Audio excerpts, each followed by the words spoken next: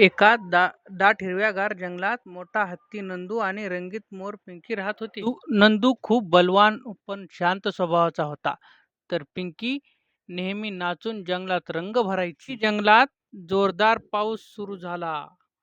वादळ सारखा वारा सुटायला लागला. सर्व झाडे हलायला लागली. छोट्या प्राण्यांची घरटी पाण्यात वाहून जाण्याची भीती होती. सगळे प्राणी घाबरले होते. पिंकीने चिंताग्रस्त आवाजात नंदूला सांगितले, नंदू, आपल्या छोट्या प्राण्यांना वाचवायला हवं. त्यांची घरटी तुटत आहेत. नंदू म्हणाला, हो पिंकी, मी माझ्या मजबूत सोंडेने झाडे धरून बसतो.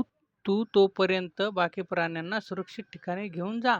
नंदूने आपली सोंड वापरून झाडांच्या फांद्या धरल्या, ज्यामुळे ती हवेत कोसळली नाहीत. पिंकीने आपल्या मधुर आवाजात छोट्या प्राण्यांना गुहेत नेले. पाऊस थांबल्यावर सर्व प्राणी आनंदाने ओरडले, गणू आणि पिंकी जिंदाबाद, गणू पिंकी जिंदाबाद. एकमेकाकडे पाहून पिंकी आणि गणू म्हणाले, मैत्री म्हणजे एकमेकांना संकटातून वाचवणे.